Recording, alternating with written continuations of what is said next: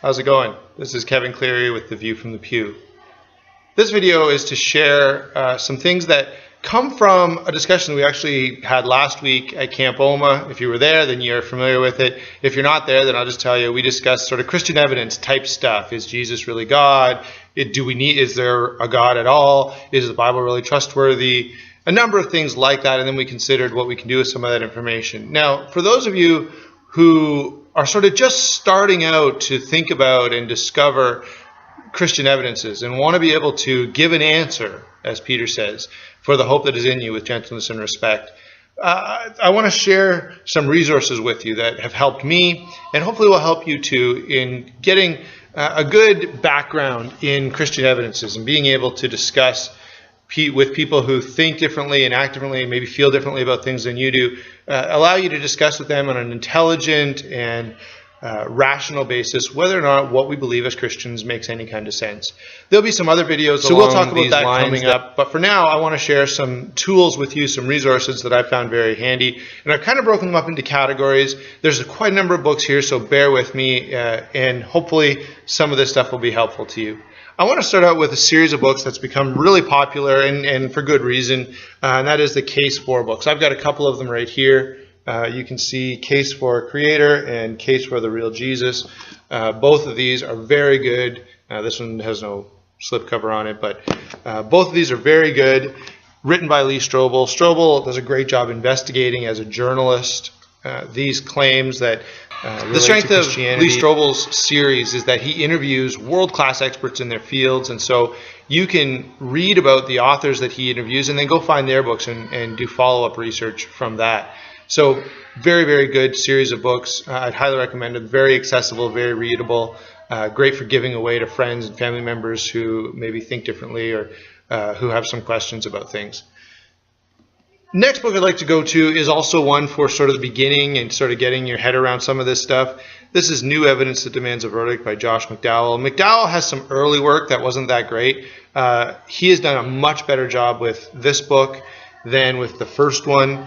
And this book is very exhaustive. It covers a lot of different subjects, covers them from a number of different angles, and he uses a lot of experts as well, and you'll see some of the same names in both of those material sources. That's a book, if you're going to have one book on Christian evidences, I would say that's a good one because it's so big and it has a lot of material in it. There's a couple others that are like that. This one is by Norman Geisler and Frank Turek, and it's called I Don't Have Enough Faith to Be an Atheist. They are also very exhaustive. They cover a lot of aspects of Christian evidences here and do a pretty good job of it. It's not perfect. None of these books, by the way, are perfect. And so if you read one and say, Kevin, I can't believe you like this. It has this thing in it or that thing in it. It's really dumb. You're probably right. No book is perfect. They're all written by men, and so we have to read them all with a certain degree of criticism. But this one's fairly good. I especially like the analogy they start out with about life being a puzzle, and we're considering the box top. Your worldview, it would be the box top. So I Don't Have Enough Faith to Be an Atheist by Geisler and Turek. Another book that is sort of a broad scope type of book is the Baker Encyclopedia of Christian Apologetics. This is edited by Norman Geisler. Very, very good book. Tons of subject matters. Pretty much any subject that you could think of that relates to apologetics is here. Very, very good as a resource, especially if you're going to put something on your shelf and you're going to come back and refer to it for specific purposes. So, all of those books, I would say, are good for beginners, great introductions to apologetics, with the exception of the last one. You're not really going to read it from cover to cover. It is handy, though, to have on your shelf to maybe supplement any of those other books that we looked at. And, of course, we didn't have Case for Faith or Case for Christ here, but I would add that to our to our Lee Strobel list as well. They're all good books, and they're all pretty helpful in terms of being able to give an answer for the hope that is within you.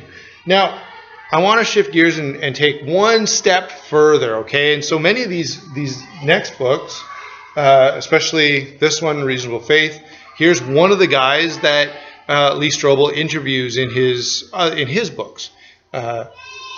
William Lane Craig is a PhD. He's a philosopher, historian, has many debates, and I'd recommend, by the way, his YouTube channel. You can easily Google him and you'll find tons of material from William Lane Craig.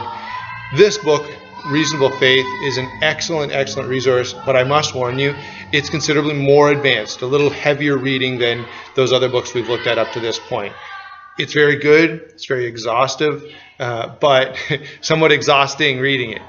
You've got to sort of get a piece of paper out, be ready to take some notes, be ready to read things 2 or 3 times, maybe even get a dictionary out to look up some of the words he uses. But it's worth the effort. So Reasonable Faith by William Lane Craig. Now there's some other books that I want to point out that are sort of in this same category. They're more advanced, they're more detailed, and they're more specific to a certain subject. This book, Fabricating Jesus by Craig A. Evans from IVP, is a great examination of a lot of contemporary ideas about who Jesus is and what he said and what he did. If you've ever watched like a History Channel documentary about Jesus, or if you've watched a Discovery Channel documentary, or if you've read, say, National Geographic or Time Magazine or some of those things. In fact, there was a Maclean's article a few years ago that I have saved in my library that talked about Jesus. All of those sort of popular sources make some really bad mistakes and cite some really poor scholarship in terms of most of what they say. And Fabricating Jesus by Craig Evans deals with a lot of the fabrication that goes on in Jesus studies and New Testament studies. Another related book to that covers a similar thing is Dethroning Jesus, and it's about the effort, which is very real in our time among New Testament scholars, among historical Jesus scholars, to remove any and all divinity and authority from Jesus. Just say, look, he was a good guy who lived a long time ago and said some powerful things that affected a lot of people. Jesus was much more than that. And so this book, Dethroning Jesus, talks about the efforts at removing the authority and divinity of Christ. We do have a lot of kids playing out there, so if you hear some background noise, that's all it is. And hopefully it won't be too disturbing. So, Dethroning Jesus. One last book that fits into this category of specific subjects, a little more in-depth, is Reliability of the Old Testament by K.A. Kitchen. This is a pretty heavy book, but a very good book.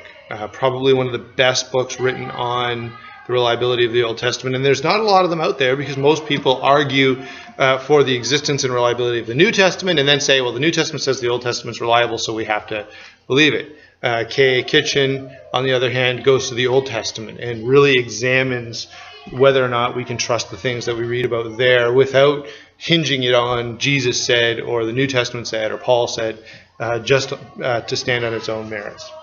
We're going to shift gears a little bit, and these last few books focus more on philosophy, focus more on thinking through the Christian faith in terms of what it does for humanity, in terms of its logical and reasonable viability. And so there's a number of books here that I'm going to share with you that are not so empirical as they are discussion-based. The Francis Schaeffer trilogy, and this is actually 3 books.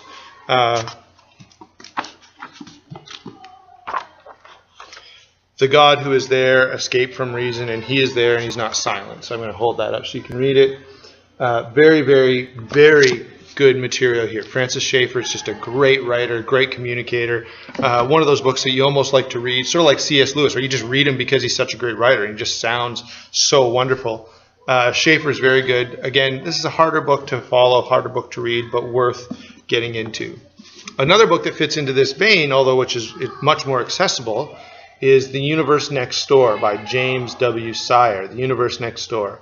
This book goes chapter by chapter and just examines different worldviews, different philosophies, and allows you to sort of assess each one. Of course, the author does his own assessment of each one, but this is one of the best books I've read in a long time that examines worldviews and how we see the world, how we understand it in a way that most of us can get our heads around. It's not this deep philosophical nonsense that no one can make sense out of.